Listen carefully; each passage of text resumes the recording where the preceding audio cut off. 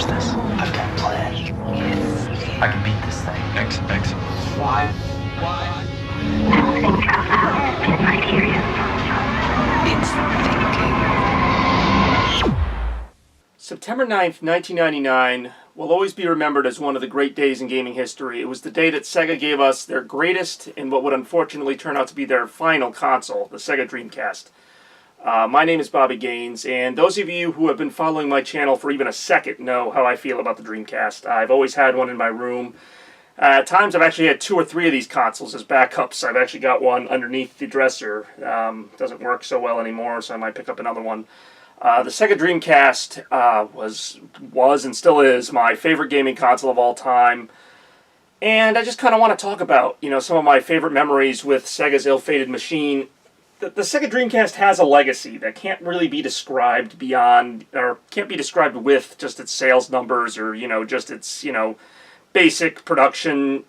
Yeah, the Sega Dreamcast, unfortunately, didn't last long. But when it did, it provided just some of the greatest games that I've ever played, and I don't want to sound like just kind of selfish here because the Dreamcast got critical acclaim. During its time and even after its time, it's been recognized as being ahead of the curve. Some of the features it had, some of the things it could do. It was the first system to have online gaming. It had the VMU, which I still love, by the way. It took me years to realize that the memory card comes out of this, and it actually can be played like a little game system. So, that was pretty awesome for the time. There's really been nothing like it since. Basically you had a screen on your controller, which for the most part didn't do a whole lot. But say you were playing, I won't even say Madden, because there was no Madden on Dreamcast, but say you were playing the superior NFL 2K, you could call plays on your controller without your opponent seeing it. Little things like that.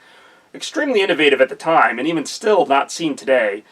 The Sega Dreamcast was just phenomenal. And this will always be my favorite console. It's just it's one of those things where it burns so brightly and for such a short time that to me it can't be topped. That's kind of the funny thing. If it had gone on for maybe 5-10 years and just kind of fizzled out, I'd say kind of like the Wii. I thought the Nintendo Wii went on a little too long, had a good start, and then kind of fizzled out. The Dreamcast was strong all the way through. I'm not going to get into the history of it. A lot of you know why the Dreamcast failed. Sega Saturn kind of tanked Sega from the start.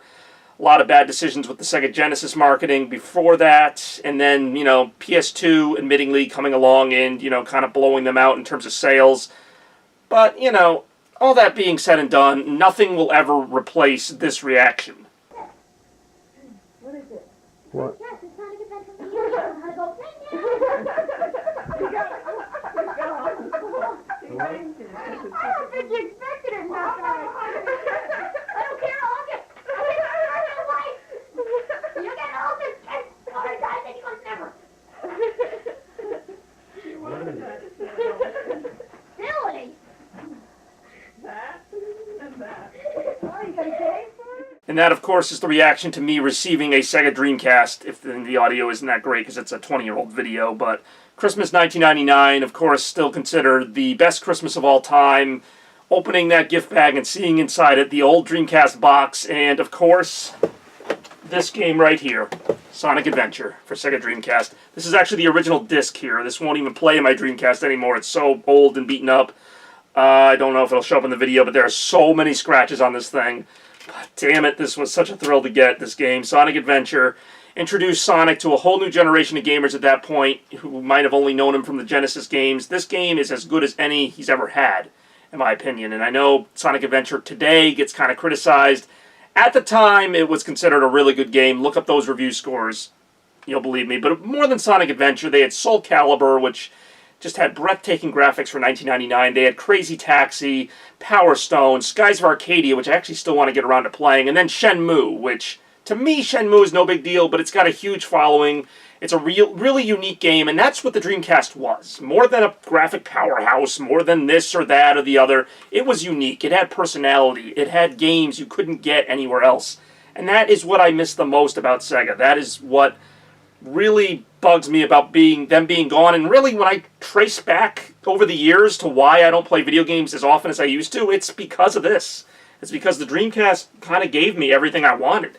It was at that time, end of the 90s going into the 2000s, where they produced a machine that could, you know, it played all these great games. It played your Sonics, and I think they had a port of Rayman 2 that's actually better than the original Rayman 2. Had all these ports of the games from the N64 and PS1 era, but then it had all these new games, and it kind of set a lot of trends. You know, I mean, say what you want. The freaking Xbox controller is based on this. I mean, it even says right on the freaking console it's running Windows. So Microsoft and Sega had a partnership.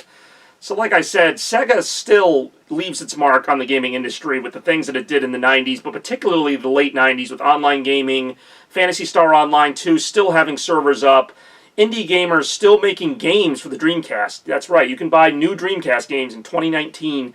I'm not saying they're great games, but people can program for this thing, and they make games, and maybe for 10, 20 bucks. People care enough about the Dreamcast to make games for it. It's basically like a PC with a console controller, and it had so much else going for it. It really is a shame that it didn't last longer, but while it lasted, and like I said, I'm just always going to love this console. And I've got two of them. I've got, for whatever reason, this bag here. I actually don't remember even buying this. This is a Dreamcast Carrying Bag. If I ever wanted to bring my Dreamcast somewhere, which I've never needed to or wanted to do. Actually recently got an HDMI hookup for the Dreamcast to put it on the HD TV. You wouldn't think that would make much of a difference, but it actually does kind of help those colors pop.